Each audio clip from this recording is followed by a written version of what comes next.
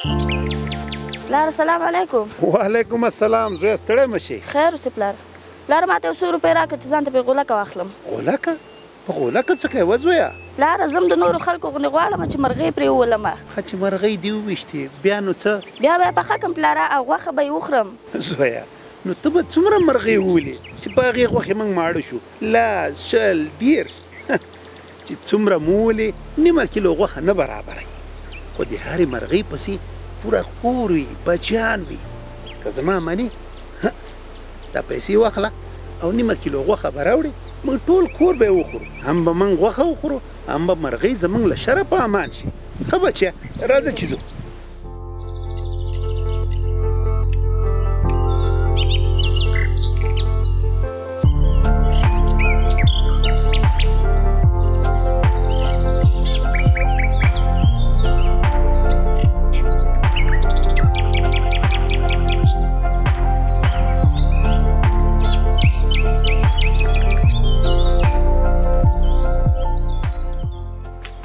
دا څه کوې ماما دا مرغۍ ولې ولې؟ د تا یې پیسه زه خپله لار دې وهه. خیر دی ماما دا مرغۍ مه وله. دا رې مرغۍ خو بچي چې ته دا وولې د هغې بچي پاتې کېږي او مړه کېږي. نه نو ته څه وې چې زه پې زړه ونه سوځوم او غوښه یې ونه خورم؟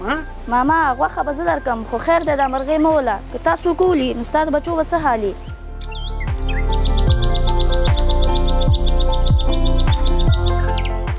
زویه دا راته ووایه چې تا ته دا خبرې چا ښودلې دي؟ دا مې راته پلار ښودلي دي. بیا خو دې زویه پلار هم ډېر هوښیار سړی دی. ښه زه هم خدای پاک دې همدغه شانتې پلار هر چا ته نصیب کړي لکه تا ته یې چې نصیب کړی دی چې د بل د کور په ورانولو باندې خفه کېږي. زویه ماما دا غوښه واخله کور کې به یې ځان ته پخه کړې.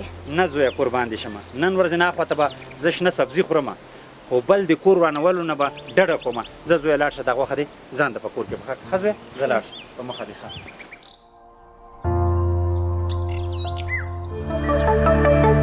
پولیس د ټولنې خدمتګار